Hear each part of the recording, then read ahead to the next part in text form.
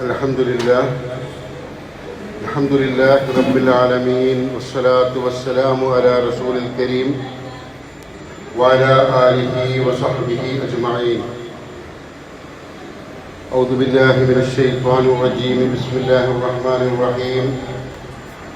يا أيها الذين آمنوا اتقوا الله حق تقاته ولا تموتن إلا وأنتم مسلمون. ബഹുമാന്യരായ ഏറ്റവും പ്രിയങ്കരായ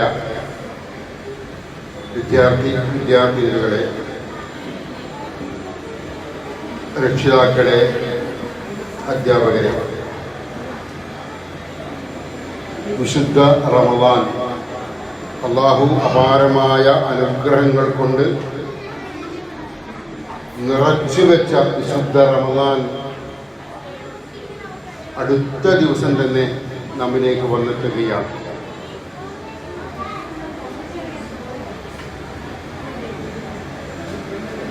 കേൾക്കുന്നുണ്ടോ? ശ്രദ്ധിക്കുന്നുണ്ടോ? ഉറപ്പല്ലേ? വിശുദ്ധ റമളാൻ എന്ന് പറയുന്നത് അല്ലാഹുവിന് നമ്മോടുള്ള കാരുണ്യം കൊണ്ട്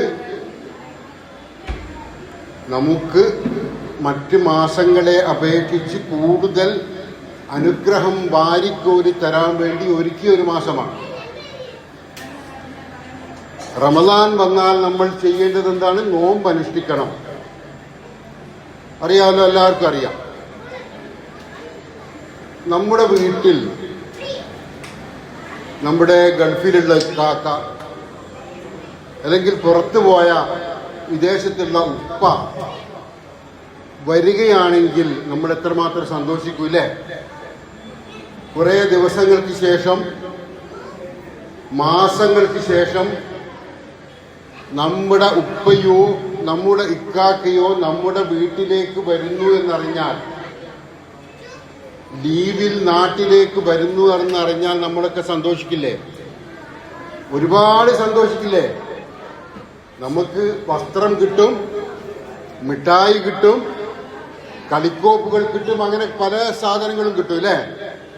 പിന്നെ നമ്മുടെ പ്രിയപ്പെട്ട ഇക്കാക്കയെ നമുക്ക് കാണാം, ഉപ്പയെ നമുക്ക് കാണാം. സന്തോഷമുള്ള കാര്യല്ലേ?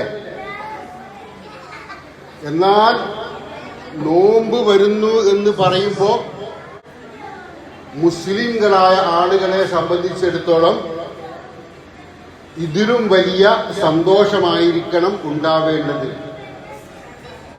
നോമ്പ് നമുക്ക് നൽകുന്നത് പ്രവാചകൻ മുഹമ്മദ് നബി സല്ലല്ലാഹു അലൈഹി വസല്ലം നമ്മെ പഠിപ്പിക്കുകയാണ്.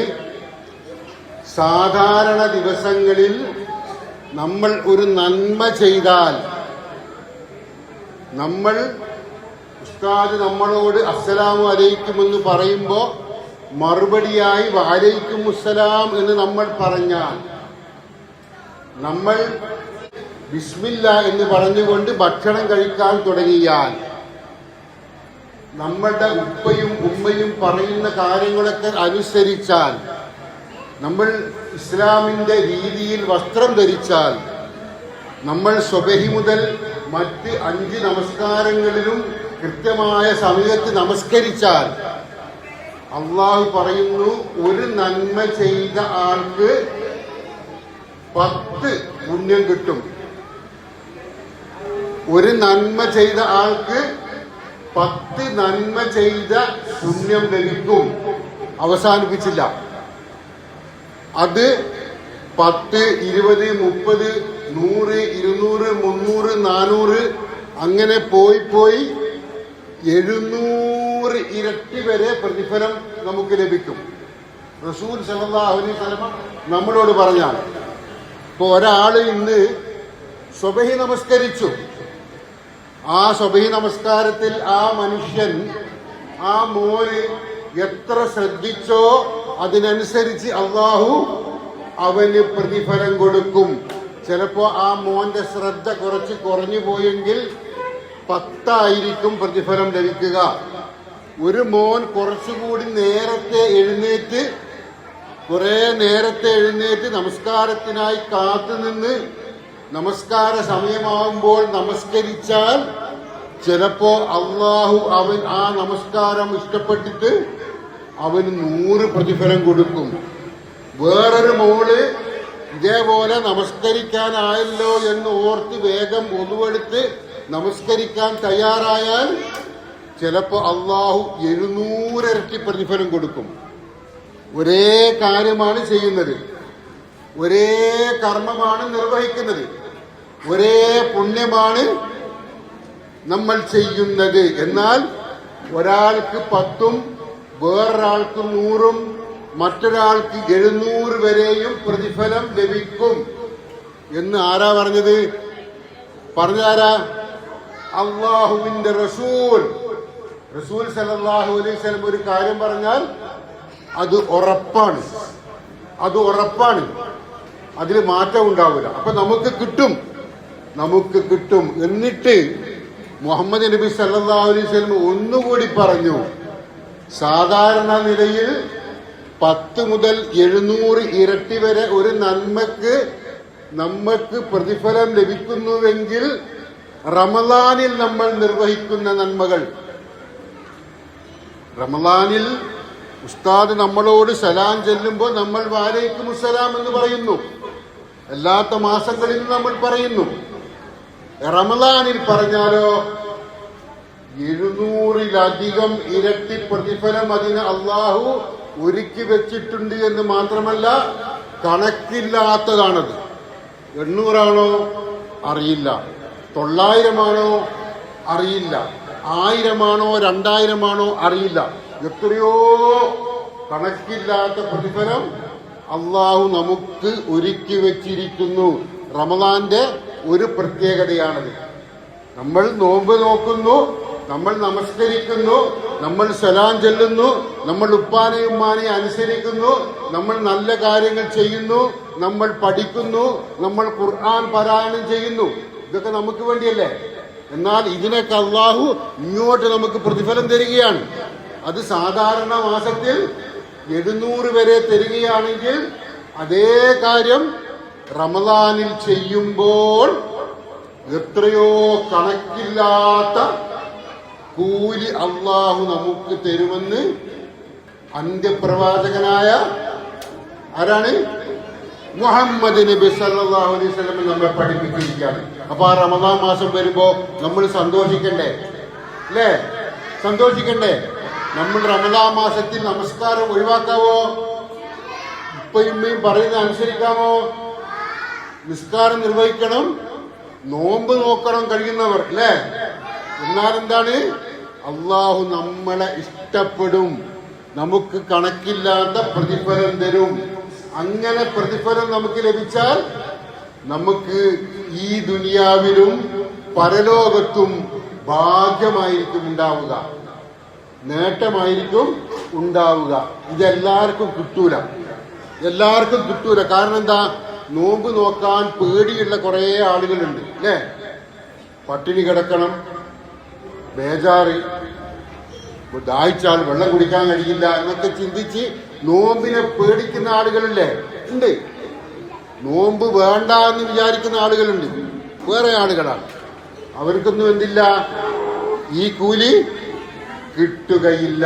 അപ്പോ നമ്മൾ നോമ്പിനെ ഇഷ്ടപ്പെടുകയും നോമ്പ് നോക്കാൻ തയ്യാറാവുകയും ചെയ്യണം. അങ്ങനെയാകുമ്പോ അള്ളാഹു നമ്മെ അനുഗ്രഹിക്കും. ഇനി പ്രവാചകൻ സല്ലല്ലാഹു അലൈഹി വസല്ലം പറഞ്ഞ മറ്റൊരു കാര്യം ശ്രദ്ധിക്കണം. ഒരു മനുഷ്യൻ ഒരാണാകട്ടെ പെണ്ണാകട്ടെ, ഒരാൺകുട്ടിയാവട്ടെ പെൺകുട്ടിയാവട്ടെ, ഒരു നോമ്പ് നോറ്റാൽ, ഒരൊറ്റ നോമ്പ് നോറ്റാൽ ആ മനുഷ്യനെ, ആണാവട്ടെ പെണ്ണാവട്ടെ, അവനെ അള്ളാഹു 70 വർഷം, ശ്രദ്ധിക്കുന്നുണ്ടോ? കഥ പറഞ്ഞ 70 വർഷം നരകത്തിൽ നിന്നും അകറ്റും. നരകത്തിന്റെ അപ്പുറത്തേക്ക് 70 വർഷം, 70 കൊല്ലം അപ്പുറത്തേക്ക് ആക്കി അള്ളാഹു ഒറ്റ നോമ്പ് നോറ്റാൽ. മനസ്സിലായോ? ഒരൊറ്റ നോമ്പ് നോറ്റാൽ അള്ളാഹു നമ്മളെ നരകത്തിന്റെ 70 വർഷം ദൂരത്തേക്കാക്കും. അപ്പൊ നരകത്തിലേക്ക് നമ്മൾ വേഗം എത്തിപ്പെടൂല. നരകത്തിൽ നിന്ന് നമ്മൾ രക്ഷപ്പെടും. ഒറ്റ നോമ്പ് നോറ്റാൽ. റമദാനിൽ എത്ര നോമ്പുണ്ട്? 30 നോമ്പുണ്ടാവും, അല്ലെങ്കിൽ 29 നോമ്പുണ്ടാവും. 29ഓ 30ഓ നോമ്പുണ്ടാവും. 30 നോമ്പൊരാൾ നോറ്റാൽ എത്ര വർഷക്കാലം നരകത്തിൽ നിന്ന് അകന്നു നിൽക്കും? എത്ര വർഷക്കാലം? 70 × 30 എത്ര? 2100 വർഷം നമ്മളെ അള്ളാഹു നരകത്തിൽ നിന്ന് അകറ്റും. ഒരൊറ്റ മാസത്തെ റമദാൻ നോമ്പ് നോറ്റാൽ. മനസ്സിലായോ? അപ്പൊ നമ്മുടെ ആയുസ്സിൽ നമ്മൾ ജീവിക്കുന്ന ഓരോ വർഷത്തിലും ഓരോ റമദാൻ വരും, അല്ലേ? ഇപ്പൊ 10 വയസ്സ് 15 അല്ലെങ്കിൽ 20 വയസ്സായ ഒരു മോള്, അല്ലെങ്കിൽ 20-25 വയസ്സായ ഒരു മോന് 10 വർഷം നോമ്പനുഷ്ഠിച്ചാൽ, 10 വർഷക്കാലത്തെ റമദാൻ നോമ്പനുഷ്ഠിച്ചാൽ എത്രയായി? 10 മാസം നോമ്പ് നോറ്റു, അല്ലേ? ഒരു വർഷത്തിലെ നോമ്പ് 1 മാസം, 10 വർഷത്തിലെ നോമ്പ് 10 മാസം. അപ്പൊ എത്രയായി? നരകത്തിൽ നിന്ന് എത്ര അകലും? 21,000, അല്ലേ? 21,000 വർഷം നമ്മള് നരകത്തിൽ നിന്ന് അകലും. എങ്ങനെ? 10 വർഷം നോമ്പനുഷ്ഠിച്ചാൽ. ഒരു മനുഷ്യൻ എത്ര വർഷം ജീവിക്കുക? 60, 70, 80, 90, അല്ലേ? ഇതാണ് മനുഷ്യന്റെ ആയുസ്.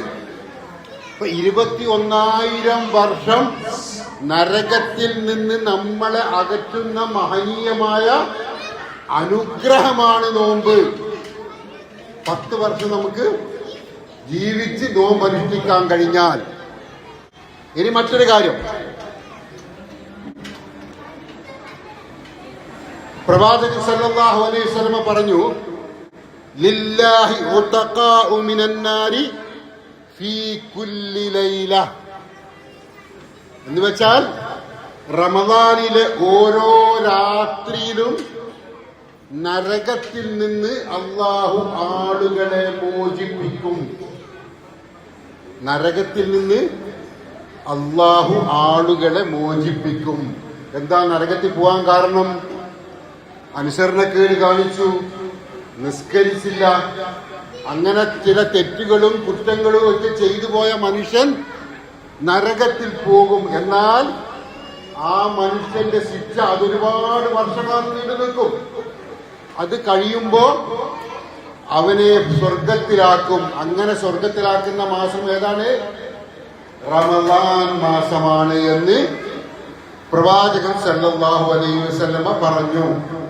ഇനി മറ്റൊന്ന്, നോമ്പിനുള്ള ഒരു ദിവസത്തിന്റെ ഒരു രാത്രിയുടെ പേരെന്താണ്? ലൈലത്തുൽ ഖദർ, അല്ലേ? ലൈലത്തുൽ ഖദർ. ഖുർആനിൽ ഒരു സൂറത്തില്ലേ ലൈലത്തുൽ ഖദറിനെ കുറിച്ച്? ആർക്കറിയുന്നത്? ആർക്കറിയാം? മോള് ഓതിയാണ്, മോള് ഓത്.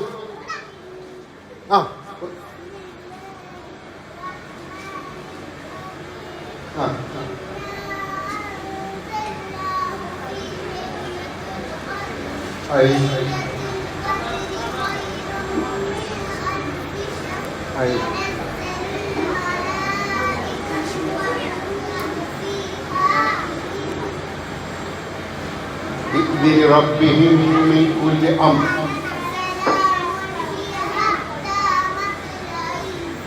حتى مطلع الفجر. പുലരുവോളം പടച്ചവൻ അനുഗ്രഹവുമായി നമ്മെ കാത്തിരിക്കുന്ന ഒരു രാത്രിയാണ് ലൈലത്തുൽ ഖദർ. മോള് നന്നായിട്ട് ഓതി. എല്ലാവർക്കും അറിയാലല്ലേ? ആ സൂറത്ത് എല്ലാവർക്കും അറിഞ്ഞൂടെ? ഓക്കെ. അപ്പൊ അങ്ങനെ ഒരു രാത്രി കൂടി അള്ളാഹു ഒരുക്കി വെച്ചിട്ടുണ്ട്. ആ സൂറത്തിൽ എന്താ പറഞ്ഞത്? അൽ ഫിഷർ, അല്ലേ? അൽ ഫിഷർ എന്ന് വെച്ചാൽ 1000 മാസം. അപ്പൊ 1000 മാസത്തേക്കാൾ പുണ്യം എന്തിനുണ്ട്? ഒരൊറ്റ രാത്രിക്കുണ്ട്. രാത്രിക്ക്, ഒരു ദിവസത്തിനല്ല, ഒരു ദിവസത്തെ രാത്രിക്ക് 1000 മാസങ്ങളെക്കാൾ പുണ്യമുണ്ട്. 1000 മാസം എന്ന് പറഞ്ഞാൽ എത്രയാ? ഒരു മനുഷ്യൻ 82 വയസ്സ് വരെ ജീവിച്ചാൽ ആ ജീവിച്ച മനുഷ്യന്റെ പ്രായമുണ്ടല്ലോ, സമയം, ആ സമയം 1000 മാസത്തിന് തുല്യമാണ്. അപ്പൊ അത് കിട്ടുന്നത് എങ്ങനെയാണ്? ഒരൊറ്റ രാത്രി കൊണ്ട്. അപ്പൊ എന്തായി? ഒരു രാത്രിയിൽ അല്ലാഹു ഒരു മനുഷ്യന്റെ ആയുസ് മുഴുക്കെയുള്ള അനുഗ്രഹം ഒരുക്കി വെച്ചിരിക്കുന്നു. നരകശിക്ഷയിൽ നിന്ന് ആളുകളെ രക്ഷപ്പെടുത്തിക്കൊണ്ടിരിക്കുന്നു. കണക്കില്ലാത്ത പ്രതിഫലം നമുക്ക് നൽകിക്കൊണ്ടിരിക്കുന്നു. 70 വർഷം ഒരുത്ത നോമ്പ് കൊണ്ട് നമ്മളെ നരകത്തിൽ നിന്ന് അകറ്റുന്നു. ഒരു മാസത്തിലാകുമ്പോൾ 2100 വർഷക്കാലം നമ്മെ നരകത്തിൽ നിന്ന് അള്ളാഹു അകറ്റുന്നു. ഇതൊക്കെ നോമ്പിന്റെ സവിശേഷതയാണ്. നോമ്പിന്റെ സവിശേഷതയാണ്. എന്തുകൊണ്ടാണ് നോമ്പ് നിർബന്ധമാക്കിയത്? എന്തുകൊണ്ടാണ് നോമ്പ് നിർബന്ധമാക്കിയത്? എന്തിനാണ് നോമ്പ് റമദാൻ മാസത്തിൽ നോമ്പ് നോക്കണമെന്ന് അള്ളാഹു കൽപ്പിച്ചത്? ഖുർആൻ ഇറക്കിയ മാസമാണ്. ഖുർആൻ ഇറക്കിയ മാസം. അള്ളാഹു നമുക്ക് അനുഗ്രഹമായി ഖുർആൻ നൽകിയ മാസമാണ് റമദാൻ. ഷഹ്റു റമദാൻ അല്ലദീ ഉൻസില ഫീഹിൽ ഖുർആൻ ഹുദൽ ലിന്നാസി വബയ്യിനാത്തിൻ മിനൽ ഹുദാ വൽ ഫുർഖാൻ. ജനങ്ങൾക്ക്, നമുക്കെല്ലാവർക്കും നല്ല വഴി ഏതെന്ന് കാണിച്ചു തരാൻ വേണ്ടി സത്യമേതാണ്, സത്യമല്ലാത്തതേതാണ്, നല്ലതേതാണ്, ചീത്ത ഏതാണ് എന്ന് വ്യക്തമായി ബോധ്യപ്പെടുത്താൻ വേണ്ടി അവതരിപ്പിച്ചിരിക്കുന്നതാണെന്ത്? ഖുർആൻ. ഖുർആൻ ലോകത്തുള്ള എല്ലാ മനുഷ്യർക്കും, ഇവിടെ നമ്മുടെ ഈ തച്ചംകുന്നുമ്മലുള്ളവർക്ക് മാത്രമല്ല, പയ്യോളിയുള്ളവർക്ക് മാത്രമല്ല, അങ്ങ് സൗദി അറേബ്യ, അങ്ങ് അമേരിക്ക, യൂറോപ്പ്, എവിടെ വേണമെങ്കിലുണ്ടോ മനുഷ്യന്മാർ ജീവിക്കുന്ന അവിടങ്ങളിലൊക്കെയുള്ള മനുഷ്യന്മാർക്കാകെ സന്മാർഗം, നല്ലതേതാണ് മോശമേതാണ് എന്ന് കാണിച്ചു കൊടുക്കാൻ വേണ്ടി ഇറങ്ങിയതാണ് ഖുർആൻ. അപ്പൊ ഖുർആൻ എന്താണ്? ഖുർആൻ പഠിച്ചാൽ എന്താ നമുക്ക് മനസ്സിലാകുക? ഇന്ന കാര്യങ്ങളൊക്കെ നല്ലതാണ്, ഇന്ന കാര്യങ്ങളൊക്കെ നല്ലതല്ലാത്തതാണ് എന്ന് കൃത്യതയോടെ മനസ്സിലാക്കാൻ കഴിയും. നോമ്പ് മനുഷ്യന് നൽകുന്നത് എന്താണ്? നോമ്പ് മനുഷ്യന് നൽകുന്നത് അവനെ നന്നാക്കുക എന്നുള്ളതാണ്.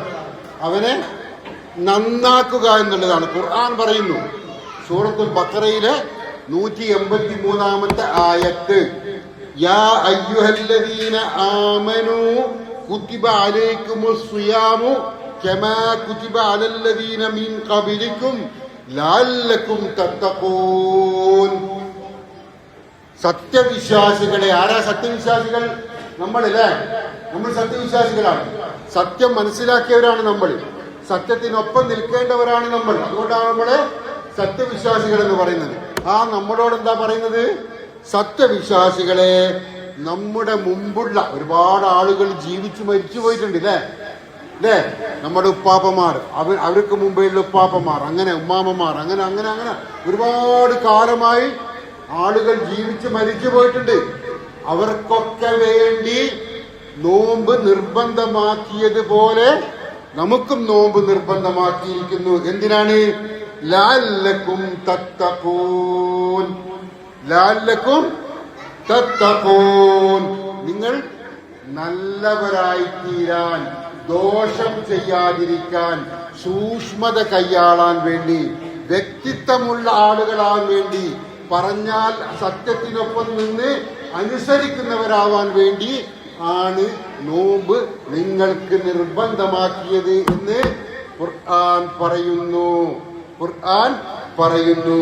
അപ്പൊ നോമ്പ് എന്തിനാ നിർബന്ധമാക്കിയത്? നോമ്പ് നിർബന്ധമാക്കിയത് തഖ്വയുണ്ടാവാൻ. എന്തിന്? തഖ്വയുണ്ടാവാൻ. നിങ്ങൾ പറയുന്ന കാര്യം എന്നോട് പറഞ്ഞിരുന്നില്ലേ? തഖ്വ ഉണ്ടാവാൻ, അതിനു വേണ്ടിയാണ് നോമ്പ് നിർബന്ധമാക്കിയിരിക്കുന്നത്.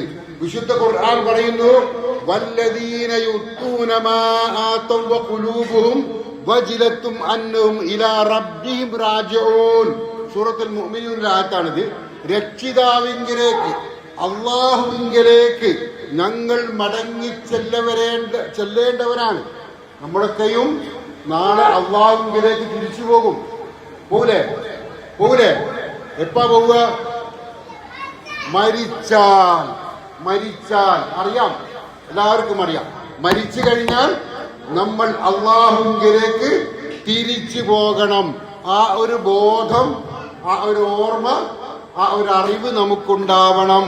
അങ്ങനെ ആ ഒരു അറിവിലൂടെ നമ്മളിൽ അള്ളാഹുവിനെ കുറിച്ചുള്ള തഖ്വയുണ്ടാവുകയും എന്നിട്ട് നല്ല കാര്യങ്ങൾ ദാനം ചെയ്യുക പോലുള്ള നല്ല കാര്യങ്ങൾ ചെയ്യുകയും ചെയ്യുന്നവർ ആരാണോ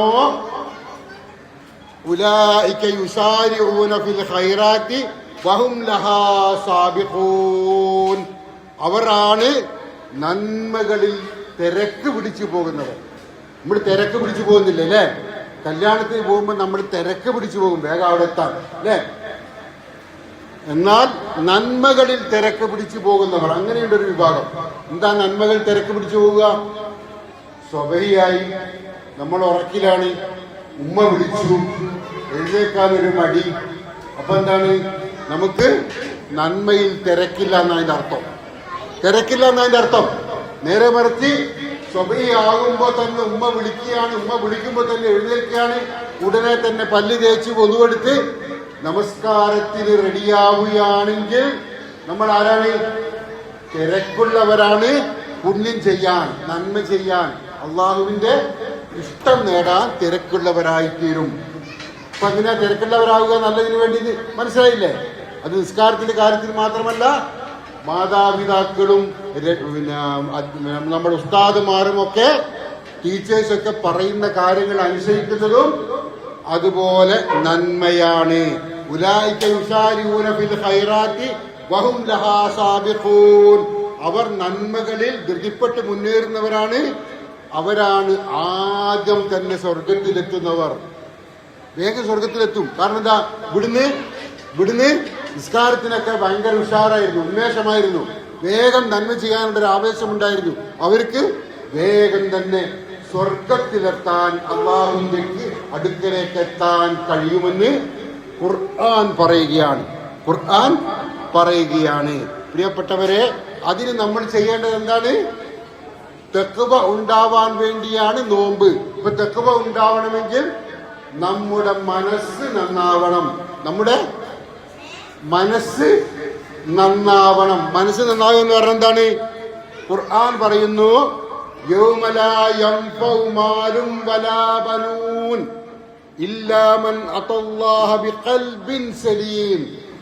അള്ളാഹുവിന്റെ അടുക്കൽ നല്ല മനസ്സുമായി, നല്ല ഹൃദയവുമായി എത്തുന്നവർ ഒഴിച്ച് മറ്റുള്ള ആർക്കും ഒരു പ്രയോജനവും ചെയ്യാത്ത ഒരു ദിവസമുണ്ട്. അള്ളാഹുവിന്റെ അടുക്കലേക്ക് പോകുമ്പോ അവളുടെ മനസ്സ് നല്ലതാണെങ്കിൽ അവനവിടെ ആഖിറത്തിൽ ഗുണം കിട്ടും. അല്ലാത്ത ആളുകൾക്ക് കുറെ പൈസ ഉണ്ട് എന്ന് കരുതിയിട്ടോ, കുറെ മൊഞ്ചുണ്ട് എന്ന് കരുതിയിട്ടോ, കുറെ മക്കളുണ്ട് എന്ന് കരുതിയിട്ടോ, കുറെ അധികാരമുണ്ടെന്ന് കരുതിയിട്ടോ ഒരു കാര്യവും ഇല്ല കേട്ടോ. ഒരു കാര്യവും ഇല്ല. നല്ല മനസ്സിന്റെ ആളായിരിക്കണം. നല്ല മനസ്സിന്റെ ആളാകാൻ എന്താ ഒരു ഉദാഹരണം പറയുക? എങ്ങനെയാണ് നല്ല മനസ്സിന്റെ ആളാകാനുള്ള ഒരു ഉദാഹരണം പറ? നമസ്കരിക്കല്. ഓക്കെ,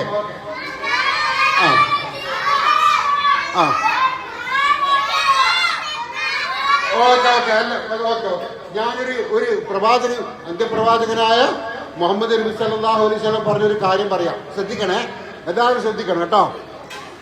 പ്രവാചകൻ പറയുകയാണ്, തുഫ്തഹു അബ്വാബുൽ ജന്ന. തുഫ്തഹു അതായത് ഇഫ്തഹ്, തുറക്കും. അബ്വാബുൽ ജന്ന, സ്വർഗത്തിന്റെ വാതിലുകൾ തുറക്കും. സ്വർഗത്തിന്റെ വാതിലുകൾ തുറക്കും. യൗമുൽ ഇസ്നൈനി വയൗമുൽ ഖമീസ്. യൗമുൽ ഇസ്നൈനി വയൗമുൽ ഖമീസ്. ഏതാ യൗമുൽ ഇസ്നൈൻ? തിങ്കളാഴ്ചയും വ്യാഴാഴ്ചയും.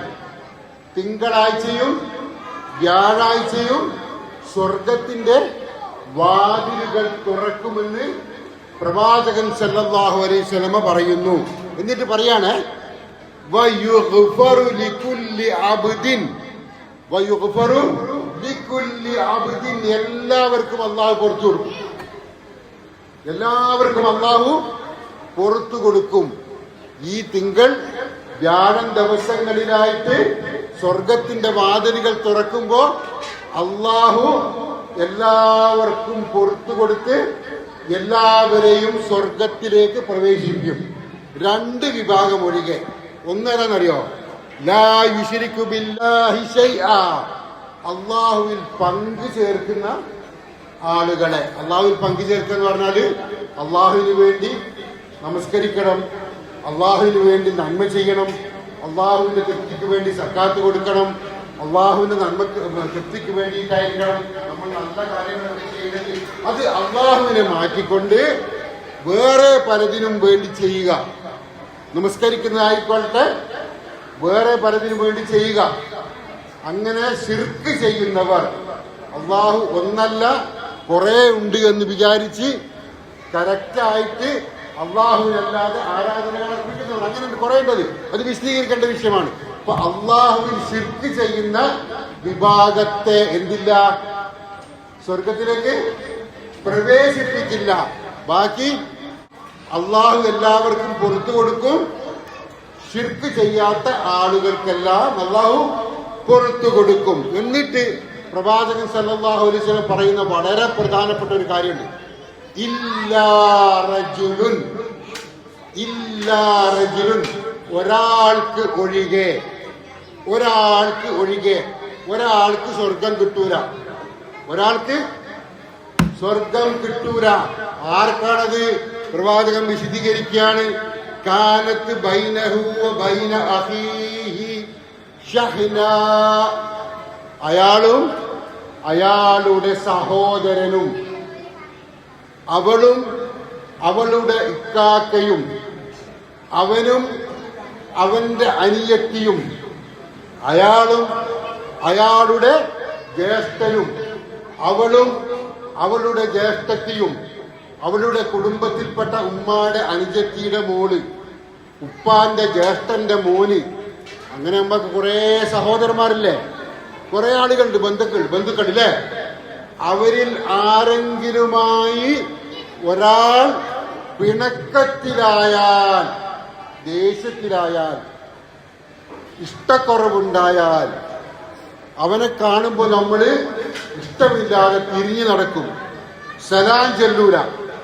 അവനെ നമുക്ക് ഇഷ്ടമല്ല, അവന്റെ വീട്ടിൽ പോകാൻ നമുക്ക് ഇഷ്ടമില്ല, നമ്മൾ അവന്റെ വീട്ടിൽ പോകുന്നില്ല, അവൻ നമ്മളെ വീട്ടിൽ വരുന്നതും നമുക്ക് ഇഷ്ടമല്ല.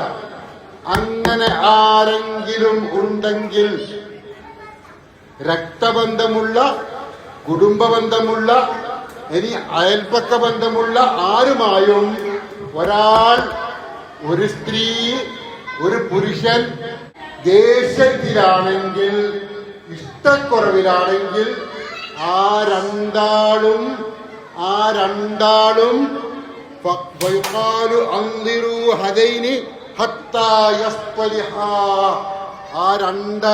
നന്നാകുന്നത് വരെ അവർ സ്വർഗത്തിൽ പ്രവേശിക്കൂല. മനസ്സിലായില്ലേ?